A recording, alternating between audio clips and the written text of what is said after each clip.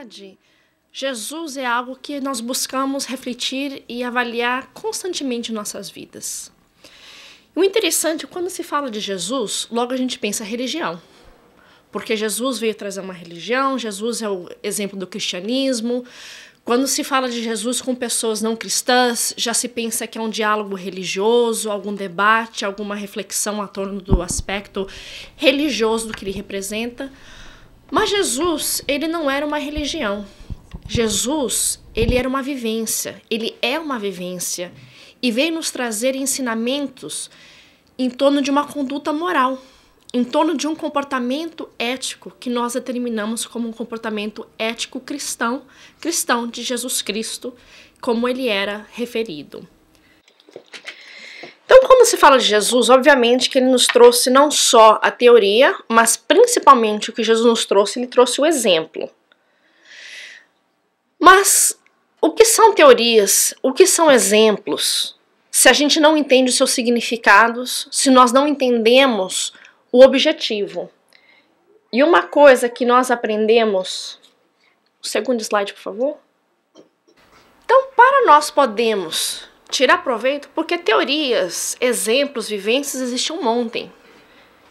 Elas têm um valor tremendo, mas para que elas possam se fixar e ter realmente um paradeiro em nossa vida, é importante o quê? E o Evangelho nos fala assim: fé inabalável só é a que pode encarar de frente a frente a razão em todas as épocas da humanidade. E o que vem essa parte do Evangelho nos ensinar? Que se nós não entendemos, se nós não compreendemos aquilo que nos é dito ou aquilo que nós seguimos, a fé ela vai ser como aquela casa construída num monte de areia, que a primeira chuva que vem derruba, enquanto que a fé inabalável é aquela construída em terra sólida, numa rocha, que vem chuva, vem tempestade, vem o que for, e ela mantém a sua sustentação e mantém a permanência da residência que ali está. Então, o primeiro passo para que Jesus possa estar em nossas vidas, para que ele possa ser uma parte integrante de nossas consciências, é a busca dessa fé inabalável através da compreensão e o conhecimento dos seus ensinamentos. Por isso, o caminho a Jesus. É óbvio que se nós nos encontramos aqui, todos nós nos dizemos cristãos. Talvez alguns sejam recém-vindos ao espiritismo, outros talvez nasceram em família espírita, outros talvez seja a primeira vez. Mas, em geral, podemos assumir que a grande parte de nós aqui acreditamos em Jesus. Mas acreditar em Jesus, saber que ele é nosso mestre e guia, não nos dá ainda aquela sustentação necessária. Por isso, aqui vinha só que pode encarar frente a frente a razão. A necessidade de nós entendermos Jesus Cristo. Por isso que quando nós vamos ver o histórico da doutrina, o histórico da sua jornada, do seu caminho, ele iniciou-se muito antes da vinda de Jesus. Ele trouxe aqueles que vieram antes preparar o terreno, para que a nossa fé fosse mais forte. Então começa-se pelos apóstolos, os discípulos, todos aqueles que vieram antes dos profetas, Moisés e tantos que vieram como precursores de Jesus para ir preparando a nossa receptividade. Nós ainda somos crianças um pouco rebeldes. Deus fala assim, a gente faz assado. Deus nos guia desse jeito, a gente quer guia do outro. Então ele que vinha nos trazer eventualmente Jesus com a grande mensagem, ele foi aos pouquinhos tentando nos preparar, amolecer os nossos corações. Então teve os discípulos, teve vários profetas, teve tantas pessoas que vieram para ir começando a nos orientar. Até Sócrates, um grande filósofo, ele veio já trazer a sementinha da mensagem da verdade que Jesus Cristo haveria de vir expandir. Depois nós tivemos os próprios discípulos, os pais das igrejas, outros sábios, que eles vieram agora trazer também a exemplificação e o estímulo. Porque vamos pensar quantas pessoas se sacrificaram em nome desses ensinamentos. Nós temos aqui a Joana d'Arc, tivemos a Galileu Galilei, Gandhi, os próprios apóstolos, Einstein, tantos outros que vieram trazer esse exemplo, trazer essa mensagem. E dentro do nosso meio nós vemos 3 grandes como os Paulo de Tarso, a própria Maria de Magdala e Zaqueu. Eles 3 vêm trazer mensagens específicas. Paulo de Tarso vem nos trazer a mensagem que para nós nos aproximarmos e melhor compreender os ensinamentos de Jesus, nós precisamos trabalhar o nosso orgulho. Porque Paulo era um homem culto, poderoso, trabalhava no sinédrio, tinha autoridade e controle das leis, das pessoas, dos destinos. E ele, quando se deparou com Jesus, na estrada de Damasco, quando ia perseguindo os cristãos, ele reconheceu o que Jesus representava. Ele viu o amor, ele viu aquela essência divina em Jesus e ele se rendeu.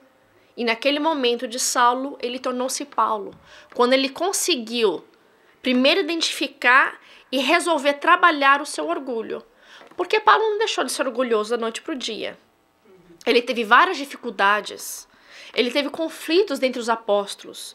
Ele teve que realmente trabalhar aquela dificuldade e redimir-se.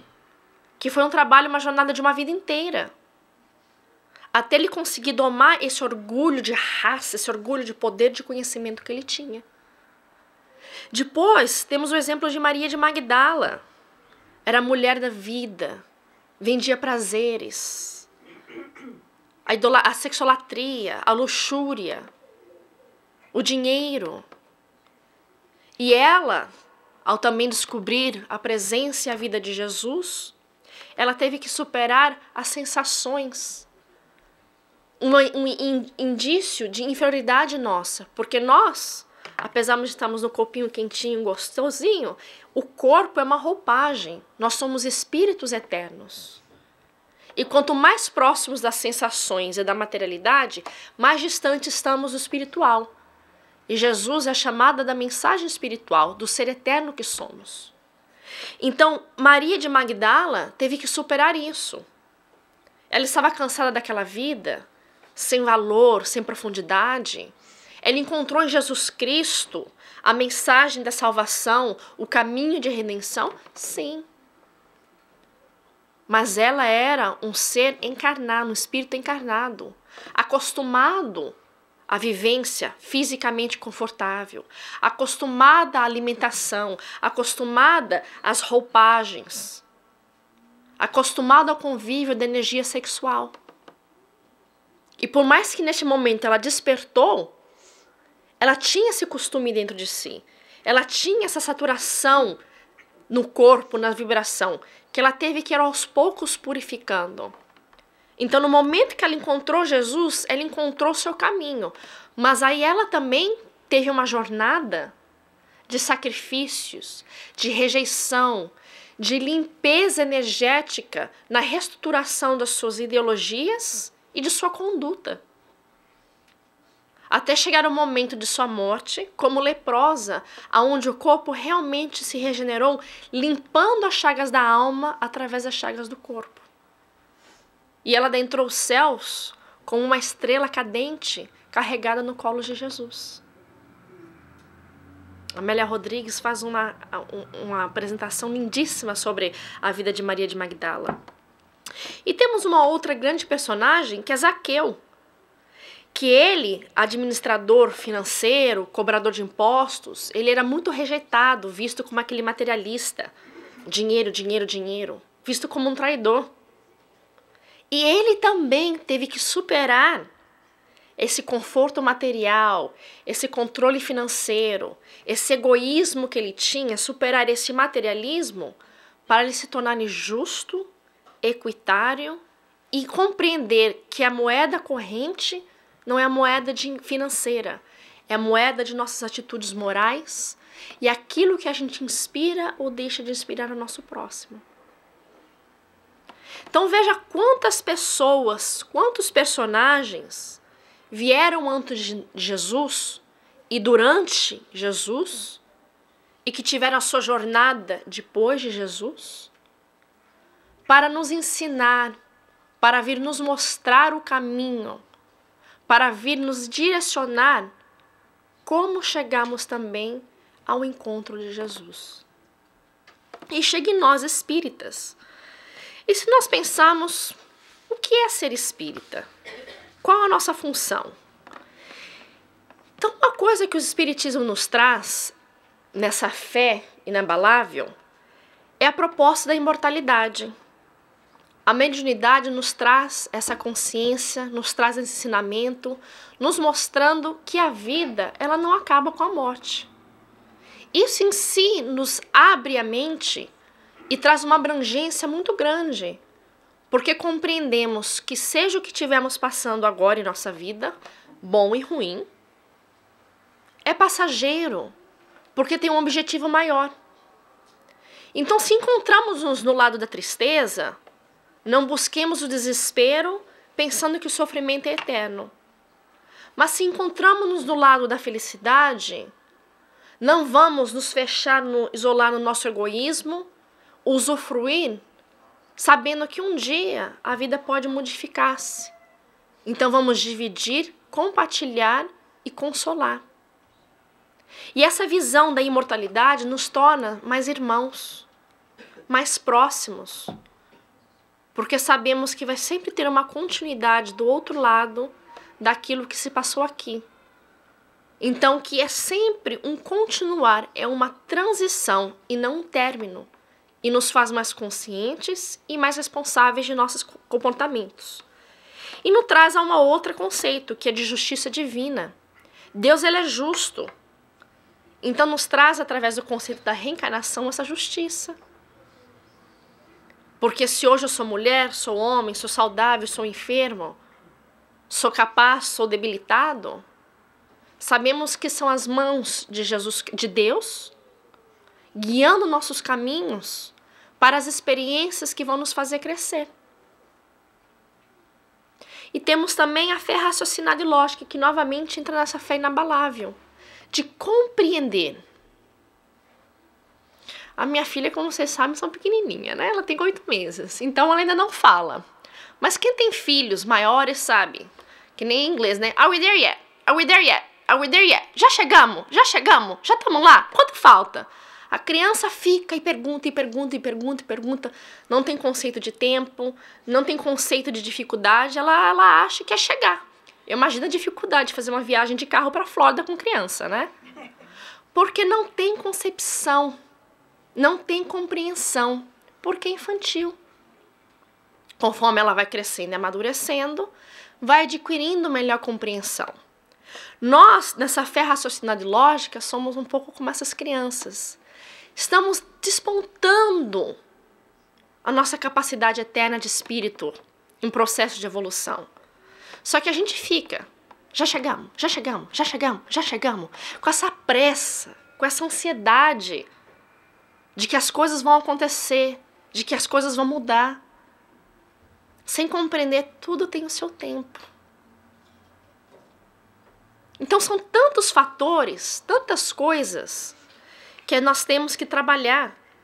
Então vem, somente a fé que se baseia na verdade garante o futuro, porque nada tem a temer do progresso das luzes, dado que o que é verdadeiro na obscuridade também o é a luz meridiana. Então, se nós reconhecermos que somos ainda crianças infantil na escala espiritual, se nós agora já sabemos que adentramos um estado de esclarecimento maior através do Espiritismo, que veio nos trazer uma abrangência, uma oportunidade de nos aprofundarmos nos ensinamentos de Jesus, porque lembra, Jesus, ele nos trouxe várias parábolas, ele nos trouxe esses conceitos em histórias, para que pudessem ficar registradas e que as pessoas pudessem guardar melhor os seus ensinamentos. Porque se somos criança hoje, imagina quando ele veio. Então o Espiritismo veio expandir, detalhar um pouco desses aprendizados. E essa verdade, ela permanece a mesma, independente do progresso. Porque o Espiritismo nos diz, né, no ensinamento de Francisco Cândido Xavier, quando ele, com seu guia espiritual Emmanuel, fala, se você encontrar alguma coisa, algum ensinamento que eu lhe dê, que é contra Jesus e Kardec, deixe-me e siga Jesus e Kardec. Assim disse Emmanuel a Chico. Porque ele era seu guia, mas não era seu dono. Ele era espírito evoluído, mas não é espírito perfeito. Mas o mais importante, além de ele trazer esse ensinamento, ele vem novamente instruir-nos do nosso livre-arbítrio, da independência de pensamento e comportamento. E que a verdade é uma só. A verdade de Deus nos explicada por Jesus Cristo. Então, novamente, a verdade, ela é a mesma, independente do que aconteça, porque a verdade é uma. Deus é perfeito e como perfeito ele é, as suas leis, os seus ensinamentos são constantes. O erro está em nós, em suas interpretações. Então ela vai ser a mesma, não interessa o momento. Por isso a importância de estudarmos o Espiritismo. Não somente frequentarmos o centro espírita, que são funções diferentes. Vir ao centro espírita, escutar uma palestra, obviamente que é um valor que não se mede. Eu creio que até para nosso equilíbrio emocional é uma necessidade. Sem contar o aspecto emocional do convívio. Mas conhecer, entender, estudar o Espiritismo, isso sim. Porque vai nos permitir compreender essa verdade e vai eliminando a nossa cegueira. Então, é noite, é dia, é frio, é quente, alegria ou tristeza, a nossa fé vai ser inabalável e, consequentemente, o nosso equilíbrio emocional, porque nós sabemos a solidez da mensagem divina. E um exemplo que nós vamos estudar é a personagem de Simão Pedro. Simão Pedro ele é conhecido como a pedra angular no trabalho, no discipulado de Jesus Cristo. E eu, quando eu primeiro vi essa expressão pedra angular, às vezes a gente não para avaliar, ou depois, quando a gente para, a gente não entende. E eu fui pensar, o que é uma pedra angular? Então, nós fomos aprender que quando a gente faz as molduras da parede, aquelas redondas, circulares, né? Que se usava muito. Então, tem as pedrinhas e, geralmente, no topo tem uma pedra que é angulada. Por quê? Porque o ângulo da pedra, na hora que as outras vai colocando a pressão do peso da estrutura, em vez de elas caírem, o ângulo vai fazendo com que elas vão se fortificando mais. E elas vão se prendendo e a estrutura fica sólida e base. Aí não cai. Porque o peso da lateral naquela pedra angular faz uma expansão daquele peso que cria um gancho de pressão. E aquilo fica uma estrutura sólida. E Simão Pedro foi conhecido como essa pedra angular, ou seja, como aquele que veio dar essa solidez, dar essa estrutura para que os discípulos, os trabalhadores de Jesus, mantivessem-se unidos e sólidos. Mas a jornada de Simão Pedro até o encontro com Jesus nos serve de exemplo, porque talvez nós nos encontremos nessa mesma jornada. Então, Simão Pedro, o discípulo, ele teve o seu primeiro momento, o encontro com Jesus. Então, Simão Pedro era um homem muito cético, um homem rude da época. E quando ele ouviu falar de Jesus, ele desenvolveu um certo ressentimento. Ele achou, é mais um mistificador vindo aqui tirar vantagem de nosso sofrimento, explorar a nossa população, as pessoas simples.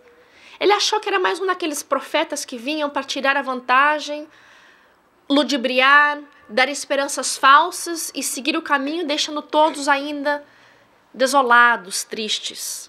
Então, de primeira mão, quando ele ouviu que Jesus vinha falar, ele se recusou. Ele disse, não vou ir ver Jesus. Só que aí, como todo ser humano, e eu adoro de falar, nós somos todos curiosos. E ele também ficou curioso. Ele falou, sabe de uma coisa? Eu vou ver qual que é essa. Vou lá ver quem que é este. Ele chegou lá, viu aquele tanto de gente, porque Jesus pregava na praia. Aquele tanto de pessoas. ele ficou num misto de piedade e ira.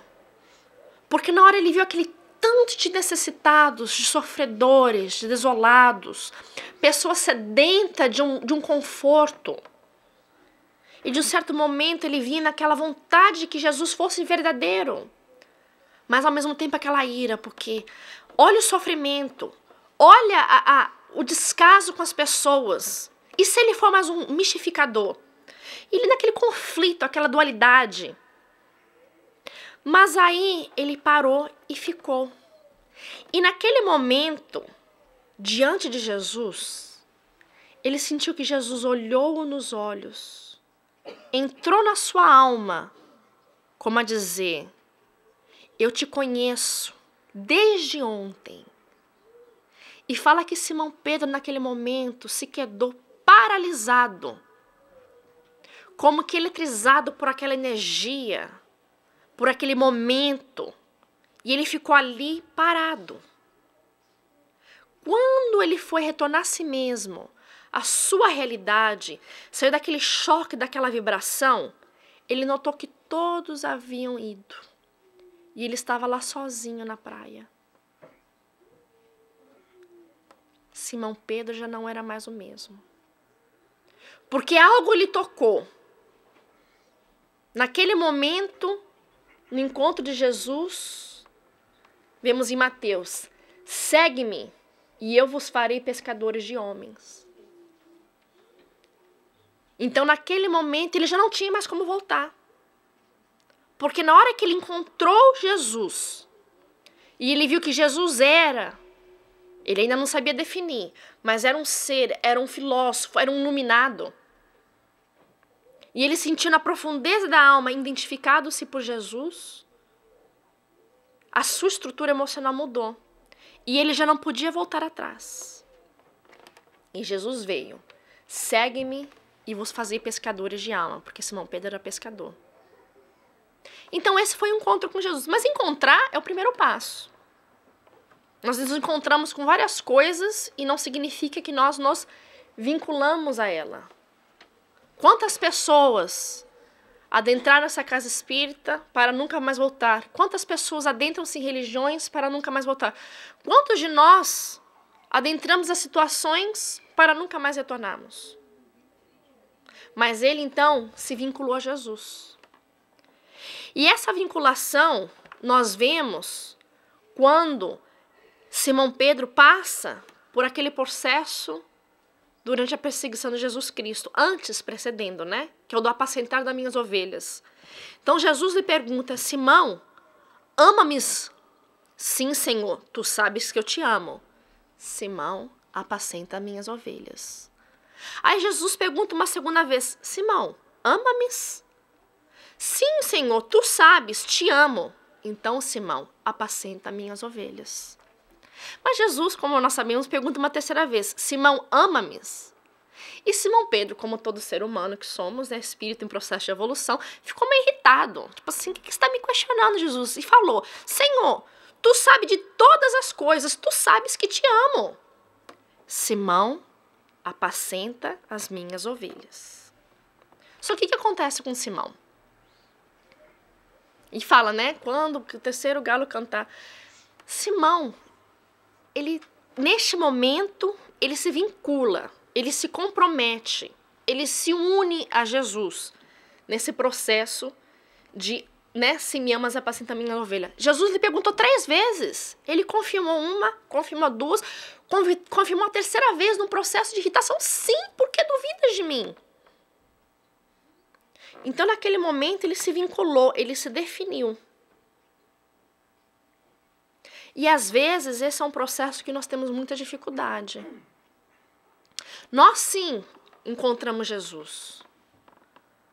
Mas temos dificuldade de nos vincular. Talvez nós aqui já nos encontramos num processo de vinculação. Vimos todo domingo ouvir uma palestra cristã que se fala dos ensinamentos de Jesus, participar de trabalhos na casa espírita, tentar aplicar esses conhecimentos num trabalho voluntário afora. É uma vinculação. É um processo de estarmos vivenciando o ensinamento de Jesus. Só que Pedro, o que acontece com ele? Nós sabemos que depois que o galo cantou, ele reconheceu que ele traiu Jesus. Por quê? Veio a infidelidade a Jesus Cristo. Um vem e pergunta, não és também discípulo do homem? Quando Jesus estava sendo julgado no caminho do Gólgota para ser crucificado. Não sou, ele grita. A segunda pergunta, não és também um dos seus discípulos? Não são, nunca ouvi. E o terceiro é, não te vi no horto com ele? Não és amigo dele? Não, nunca ouvi. Discípulo do homem, ele nega.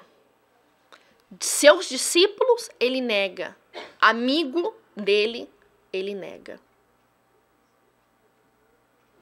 Antes, ele o amava. Agora, ele o nega. Será que Simão Pedro deixou de amar Jesus?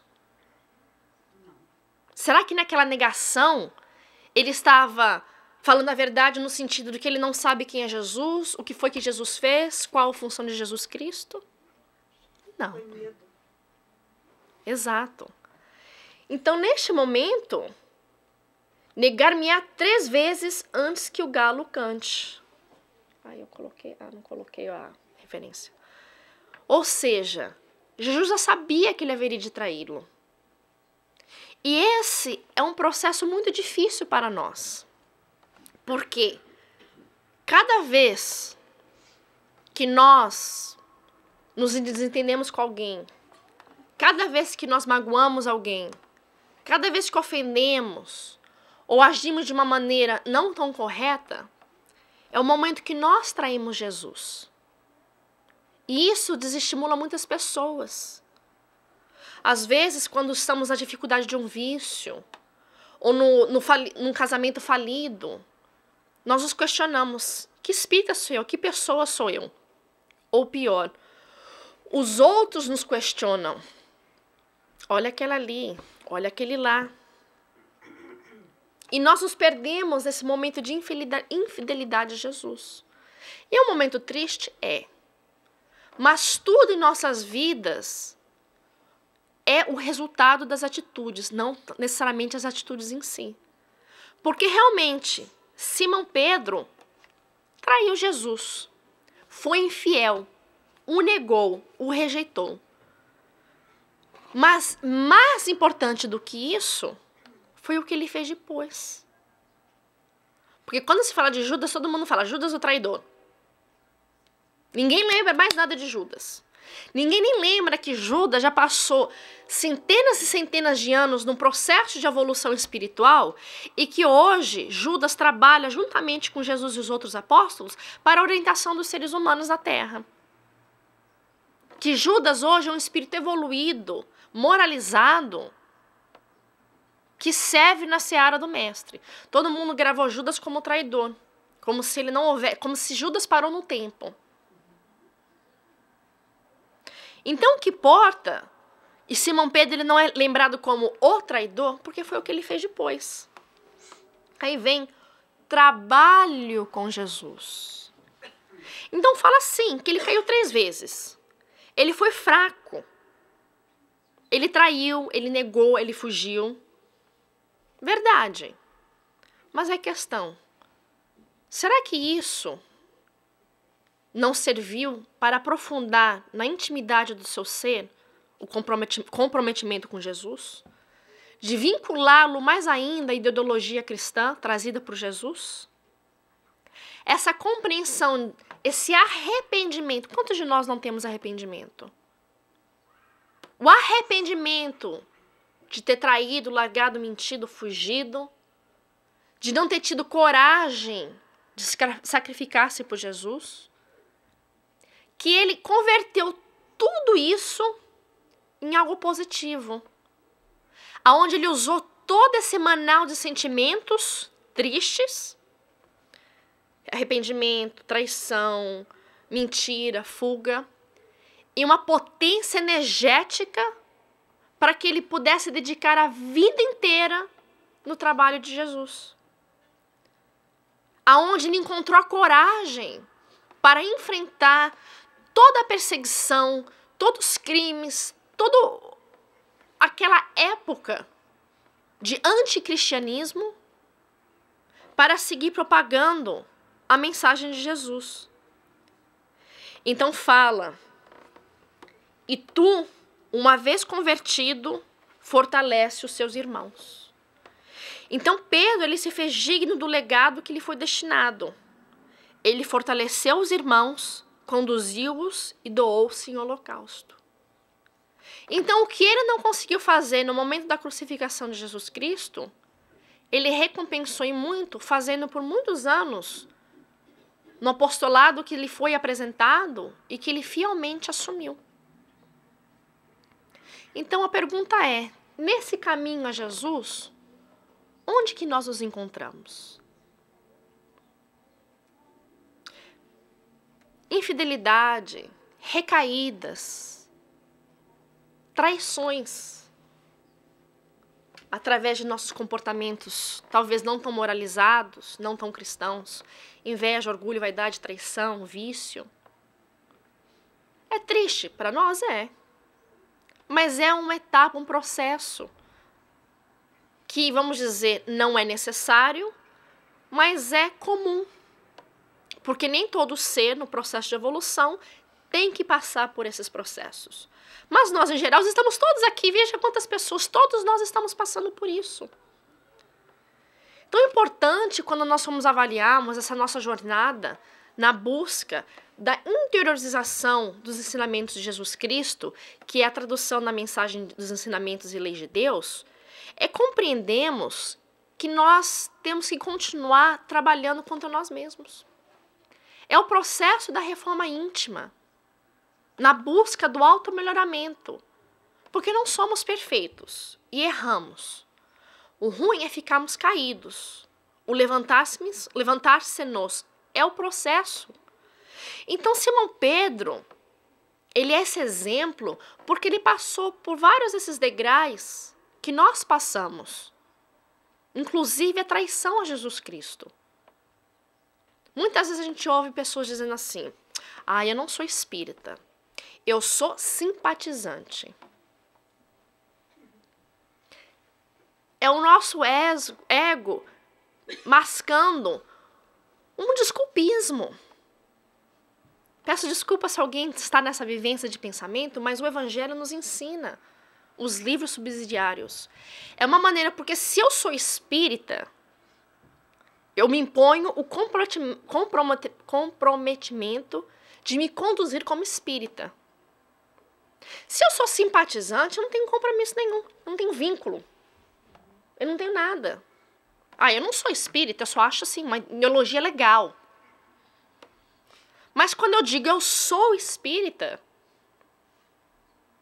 é que nem eu falar, se eu digo eu sou brasileira, eu sou do Brasil. Não interessa se eu acredito em certos conceitos ou não, não interessa se eu acredito na política ou não, se eu concordo com quem é presidente ou não, com a imagem da mulher ou não.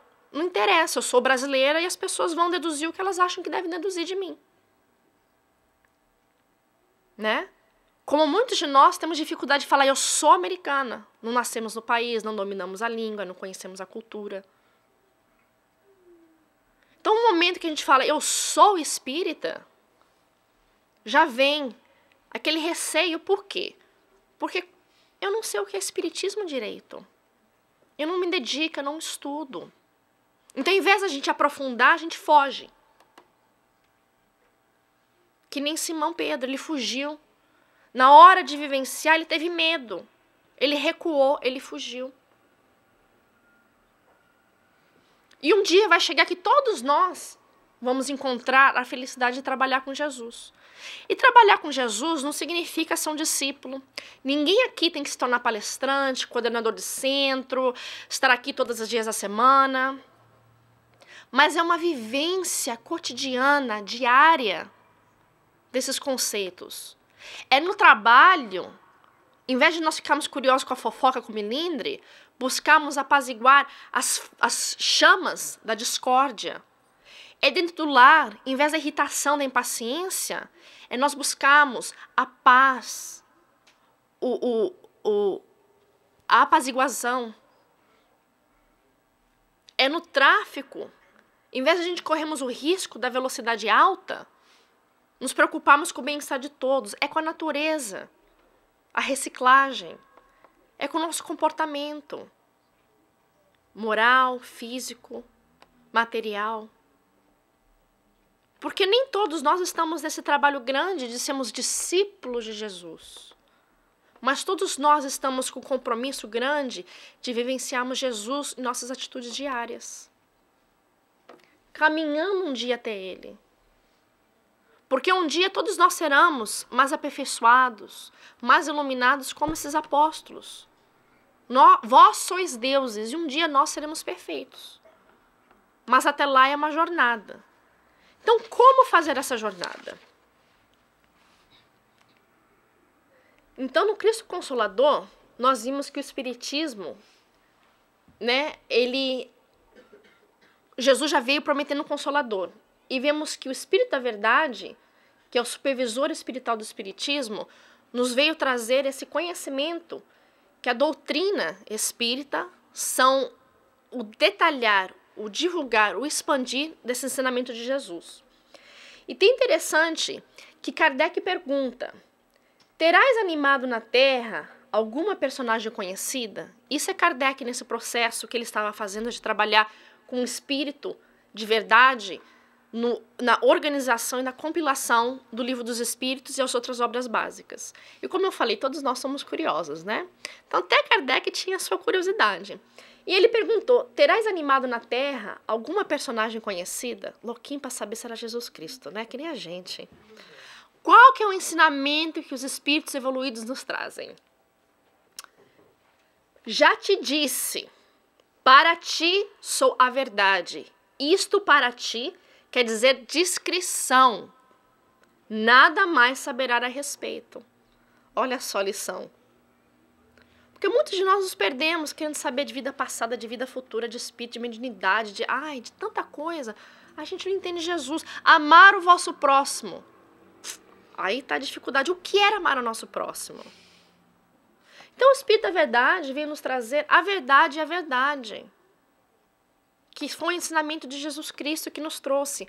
Amar a Deus sobre todas as coisas e o próximo como a ti mesmo. Não ficamos nos distraindo com coisas secundárias. O próprio Allan Kardec teve a orelhinha dele puxada um pouquinho aqui, né? Então, apertei o botão certo? Errado. Ixi, aqui. Então fala: eu vim para trazer a verdade e dissipar as trevas. E essa é uma frase linda de Amélia Rodrigues, que ela fala, e todo esse trabalho que nós fizemos falando da mensagem de Simão Pedro foi baseado nos livros de Amélia Rodrigues: Trigo de Deus, Primícias do Reinos e Pelos Caminhos de Jesus. Então ela, no livro Trigo de Deus, ela fala: o encontro com a verdade liberta e algema o ser, desencarcera-o do mundo e aprisiona-o à vida, produz júbilo e traz melancolia. É pão que alimenta, mas nutre somente pouco a pouco até satisfazer plenamente. E aí está a dificuldade desse processo todo que nós temos falado, da reforma íntima, do despertar para essa realidade espiritual que a luz do cristianismo, através do espiritismo, nos traz. Por quê? O encontro com a verdade. Jesus veio trazer a verdade que é constante em todas as épocas. Já aprendemos isso. Aí fala: desencarcera-o do mundo. Descobrimos que somos espíritos eternos. Descobrimos que somos espíritos. E como espíritos somos eternos. E que a vida verdadeira é do plano espiritual. Aqui é temporária. Então liberta do mundo. Mas agora me aprisiona a vida. Qual a vida? A verdadeira vida do espírito. Aonde a minha preocupação não é os conceitos materiais, mas os conceitos espirituais. Que modifica completamente o nosso ângulo de vivência. Aonde a vaidade, aonde a injúria, tudo é secundário, porque o que importa é a nossa moralidade. O mal que nos faz mal não é mal, mas o mal que nos faz mal é o mal que fazemos ao outro. Ou seja, o que fazem a mim é indiferente. Me trair, mentir, ludibriar. Sofro. Dói. Perturba? Perturba. porque meu orgulho ainda está latente. Aliás, está vivo, né? Mas o que eu faço aos outros é que é a diferença. Tem um falar de Jesus que diz, dar conta de tua administração. Ou seja, o que os outros fazem ou deixam de fazer ou me fazem, não importa. Porque quando eu chegar à vida espiritual, né, que todo mundo fala que tem lá o portão no céu, né? Vamos ser recebidos por São Pedro. Não é bem assim, obviamente. Mas quando chegarmos à vida espiritual, vamos ser recebidos sim, por nossa consciência. E a consciência vai perguntar, e aí? O que você fez? E da nossa consciência a gente não foge. Então, esse aprisionar-se à vida é o despertar para a nossa consciência essa vivência espiritual. Aí fala, produz júbilo, oba, alegria. Tudo que está aqui é temporário, a vida me promete a felicidade plena, porque um dia vamos ser espíritos eternos completamente felizes e perfeitos. Mas traz melancolia, porque a gente está tão longe disso ainda. Ainda haverá encarnações, reencarnações, atrás de reencarnações. É pão que alimenta, como disse, nos dá força para lutar, porque eu sei que for o que for, o futuro me promete algo melhor. Uma felicidade, uma paz, uma tranquilidade, um bem-estar. Mas nutre só pouco a pouco. É que nem quando a gente tá com aquela fome. Aí tem só um copinho de água e um pedacinho de pão. Alimenta um pouquinho, mas a gente quer uma refeição. Então a dificuldade do comer aos pouquinhos até satisfazer plenamente. E esse plenamente é a conquista da perfeição moral. A perfeição espiritual. E é um processo trabalhoso, né? Não impossível, trabalhoso. Então, por que a verdade não foi sempre posta ao alcance de toda a gente? E a resposta do Livro dos Espíritos é: importa que cada coisa venha a seu tempo. A verdade é como a luz. O homem precisa habituar-se com ela pouco a pouco. Do contrário, fica deslumbrado. Então, vem de acordo com a nossa capacidade. Se viesse tudo de uma vez, acho que até mais que deslumbrado, nós íamos enceguecer. Então, Deus, que é Pai amoroso, bondoso e justo, Ele vai soltando aos pouquinhos, para a gente se habituando, cada vez um pouquinho mais, para que a gente possa, nesse processo, ir crescendo e não sermos derrubados de uma vez só. Então, o processo. São 4 coisas, 4 comportamentos ou atividades que nós podemos incorporar no nosso dia a dia para irmos nos aproximando a Jesus. Que Ele é o exemplo e guia, mas até a gente chegar lá é um tanto difícil. Então, primeiro, eu aprender a conhecer. E tem a frase, é a libertação da ignorância. Não. Conhecereis a verdade e ela vos libertará. Vem nos dizer novamente toda essa filosofia que temos apresentado na palestra. Que é nós nos manter numa abertura para o novo, de nós estarmos receptivos num processo contínuo de busca, de interrogação, uma atitude permanente de querer aprender mais. O Espiritismo é uma doutrina que ela é singular no aspecto que ela diz, pergunte, questione, compreenda, não memorize. Tem várias religiões, talvez não tão atualmente, mas sempre esse preconceito onde não se era permitido questionar. Era esperado que se aceitasse. Entendeu ou não, aceite. O Espiritismo ele é diferente. Ele diga, pergunte, compreenda. Fé inabalável é aquela que pode enfrentar a razão em todas as épocas da humanidade. Então ela quer que a gente entenda. Aprenda, conheça, questione. Não para a gente causar confusão, para a gente entender. O próprio Allan Kardec, nesse processo que ele estava de preparação, de compilação das obras básicas, ele recebeu, obviamente, muita crítica e muitas cartas. E muitos ataques. E ele dizia que nesse processo, ele não perdia o tempo respondendo ataques e acusações.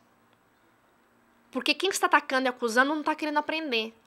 Mas ele sim despendia o seu tempo quando era, mesmo que uma crítica, baseado numa má informação de alguém que queria aprender. E aí sim ele respondia, porque era uma oportunidade de esclarecer e ensinar alguém. Então nós temos que saber viver nossa vida delineando essas coisas, porque às vezes perdemos tanto tempo por birras e micuinhas e desentendências que não têm valor em nossa vida, que ao invés de gastar nossa energia com algo positivo, estamos despendendo com algo que não vai ter produtividade. O que pensam de mim não define quem eu sou. Então, estejamos abertos para aprender, mas também saibamos bem utilizar o nosso tempo naquilo que merece ou não esclarecimento, porque a verdade sempre vem à tona. Não temos que nós batalhar para provar a nossa verdade, porque quando todos estiverem prontos, a verdade vai surgir. Como Jesus só veio quando estamos prontos para essa verdade. Lembra, a verdade vem pouquinho a pouquinho? A nossa verdade a gente não precisa defender como teoria, porque um dia ela vai vir à tona, se não nessa vida, na outra, né? O segundo passo é aprender a fazer, que fala, faze isso e viverás. Então é aquela coragem de executar. É a gente sair da acomodação, do comodismo, do conforto. Vamos lembrar de Simão Pedro. Ele sabia, desde o início, quando ele se vinculou a Jesus, desde o início que ele virou um discípulo, ele sabia os riscos. Porque antes de Jesus ser pego, aprisionado, julgado, ele já sabia, já estava essa situação, essa quentura exércita, aquela perseguição. Mas na hora do vamos ver, ele deu para trás. Então aqui está dizendo, seja mais corajoso. Hoje a gente não corre o risco de morte. Mas quando de nós tememos alguém nos julgar, ou nos menosprezar, ou às vezes a vergonha. Qual que é a sua religião? A gente fica com medo de falar que é espírita, porque alguém vai pensar que a gente é isso, que é aquilo, que faz isso ou aquilo outro. Esse medo de assumir uma coisa que é tão linda e maravilhosa. E é medo também, às vezes, por falta de conhecimento. Então a gente desenvolve essa coragem. A coragem de sair de casa, que nem hoje todo mundo sai de casa nesse friozinho, vir para o centro. A gente sai para trabalhar todo dia. Saímos para fazer o trabalho voluntário que a casa oferece ou que não oferece. Sair de casa para consolar um amigo, para atender um companheiro, para trocar um pneu. Coragem de sairmos desse conforto do nosso dia a dia. Aprender a conviver. E isso é um pouquinho difícil para todos nós, né? Que é respeitar as diferenças. Eu posso discordar da Maura sem que eu e a Maura viva em conflito. É aprender a aceitar a opinião do outro, sem forçar que o outro mude, sem o outro exigir que você mude, e ficar na boa. Sem problema, sem dificuldade. É saber esse respeito, essa identificação, e fazer aos outros que nem que ela faz, fazer ao outro que gostaria que o outro lhe fizesse. É o respeitar, é o compreender. Porque senão a gente vive em guerra constante.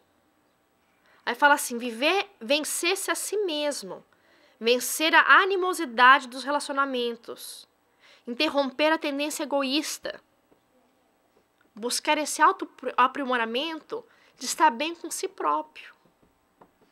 Porque quando nós estamos bem conosco, quando nossa consciência está tranquila, naturalmente o nosso relacionamento com o próximo fica mais tranquilo, porque não tem insegurança, não tem necessidade de impor como um processo de defesa e compensação. E aí vem o último, fazer aos outros o que gostaria que eles lhe fizessem, né? E o último, aprender a ser, que é ser desperfeitos. Estamos longe da perfeição, sim, mas nesse caminho a Jesus, é nós, como fala assim, entramos na posta herança divina. Compreendemos que não somos seres materiais, mas espíritos imortais. e buscarmos cada vez mais tomar nossas atitudes, as nossas decisões com essa visão espiritual e não com a visão do hoje, da nossa personalidade atual, mas assim a busca nesse processo de um ser espiritual. E com isso, irmos crescendo, indo nos melhorando, indo nos aprimorando. Então a mensagem, ela fica como realmente a proposta da nossa evolução e do autoconhecimento. E eu lembro de uma historinha, para finalizar, que dizia que o homem estava caminhando numa floresta e tinha um lago no caminho. E de repente ele olha para o chão, ele olha para o lago e ele vê que no fundo tinha um lindo colar de pérolas com alguma pedra e brilhava naquela água. Porque a água era um tanto cristalina e ele estava ali meio que enfiado no lodo, parecia assim, brilhando no fundo daquela terra escura. E logo que ele olhou, ele falou assim, gente, uma preciosidade, um presente. Imagina, encontrei um colar, deve ser um valor inestimável. Eu vou conseguir ficar muito bem com a adquisição deste colar. E ele foi tentar pegar o colar. Ele enfiava a mão, na hora que enfiava a mão, a água mexia, a imagem do colar sumia. Ele logo parava com medo de perder o colar. E tentava, e colocou a mão, e mais fundo, e mais fundo. Ele já estava com o braço lá no fundo e não conseguiu pegar aquele colar. E disse que ele ficou e ficou, até que se mingou no tempo sem pegar o colar. Por quê? Porque ele nunca parou para olhar para cima. O colar estava preso numa árvore que refletia no brilho cristalino da água. E assim é conosco. Às vezes nós vimos a mensagem, o ensinamento espiritual que a personalidade de Jesus nos trouxe e, consequentemente, o espiritismo que mais nos esclarece, mas a gente fica olhando para baixo, pensando que olhando para baixo a gente vai conseguir usufruir e dispersar aquilo que o espiritismo nos ensina. E às vezes perdemos tempo em nossa vida desorientados e confusos. Mas o momento em que nós soubemos amarmos-nos do positivismo, da esperança e da fé inabalável, olhando para cima, vendo os rumos que o espiritismo nos orienta através do caminho que Jesus trilhou para nós, vamos conseguir verdadeiramente interiorizar, tomarmos posse desse grande tesouro e adquirir aquilo que o nosso ser necessita, fé, esperança e luz, para uma jornada certa e segura a caminho de Jesus. Muito obrigada e que todos tenham uma excelente semana.